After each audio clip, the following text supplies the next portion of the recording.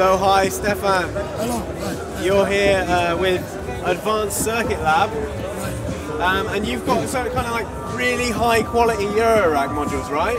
So they're like super like high quality components and designs and stuff. So would you want to just maybe just talk about the range and what you've got here and stuff? Yes. So we might start with oscillator. So this VCO.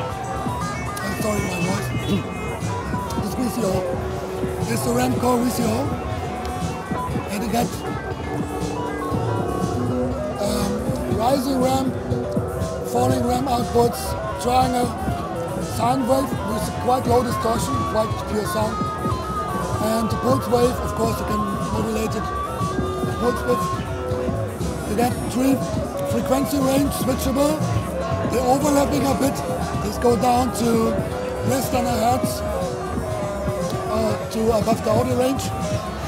What's special about it is first it got some special FM input which is not DC coupled as usual. It's an AC coupled input with a very high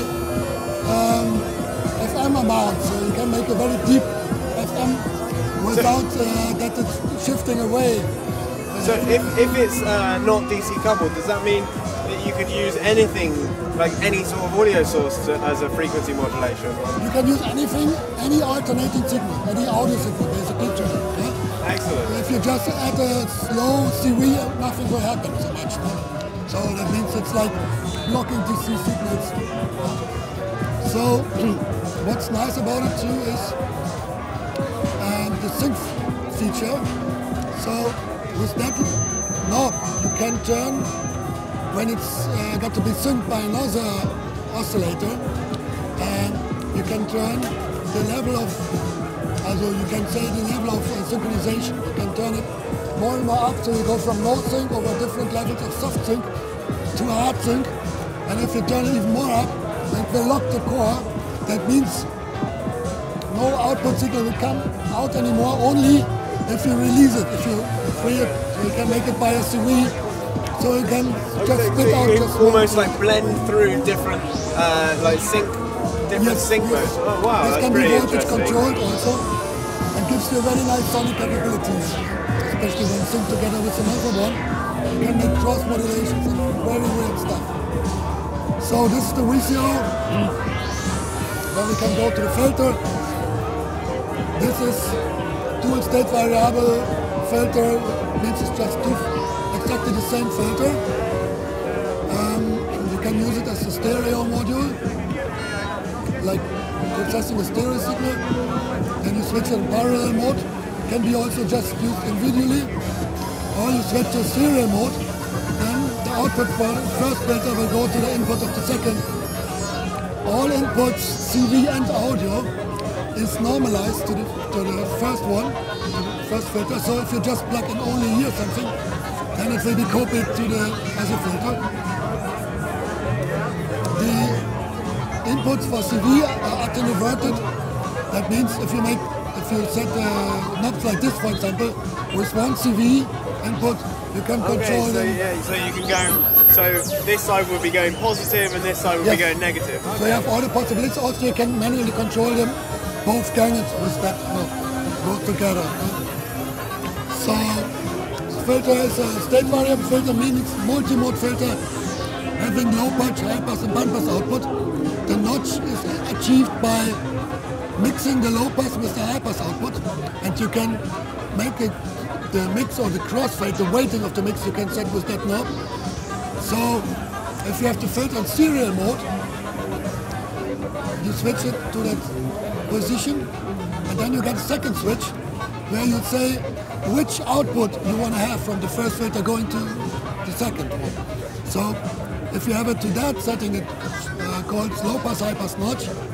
It's basically taking that output, giving you a low pass in that position, some different notch settings in that position to a high pass, and if you want to have the band pass output, you switch it to band pass. Then we got an MS matrix, which is a simple mid-side processing matrix, so it converts left-right stereo signal into the mono component and the stereo component. You can do whatever you like with it, and you can go back in that circuit, and this is processing the signal back to a left-right channel, to a left-right stereo signal, like from mid-side to left-right again.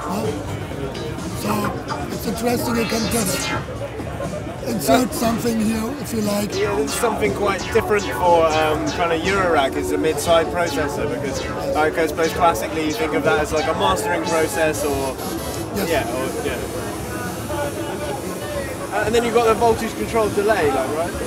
So voltage control delay, also dual one, so two identical delays.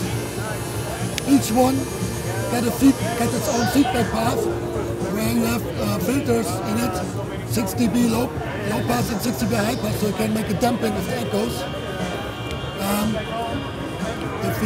If you use them in parallel mode, then you can have them. There's two separate. Yeah. Yes, you can let them have their individual feedback path at that setting, or you can just make a cross feedback, so the output of that is going to that and vice versa. So is it like bucket brigade chips or? It's not exactly bucket brigade, but sounds very similar. It's actually a PT2399 chip. But it's not. It's like an analog chip rather than digital delay. Yeah, it is a digital delay. Okay. The chip itself is digital, but all the supporting circuitry around is analog. So the filters are everything else. So you also can open the feedback path with a normalized jack and insert whatever filters or stuff. You can switch it to stereo modes, then the one stereo will be followed by the other, similar to the filter. Both are CV controlled, both inputs, like similar to the filter, are normalized to the first one. And there's another feature. If you want to control it by a CV, we wanted to make it to be able to work over the whole range of the delay times possible with the CV, but that means if you want to have just slightly modulations, which is sometimes very nice for some shimmery delay effects and stuff, then it's very hard to get just that little bit amount of modulation. So we implemented we called it Zoom. It's like attenuating by fixed amount, like by 10 times. The CV signal. You can really, really dial in the rates. Yes. Okay, excellent. Wow. Still, the manual delay times will be controlled over full range. It's just affecting the CV input. And then you've got like some envelopes over here. And, that's a very, very fast. Could we maybe just hear like a bit of the whole system running together?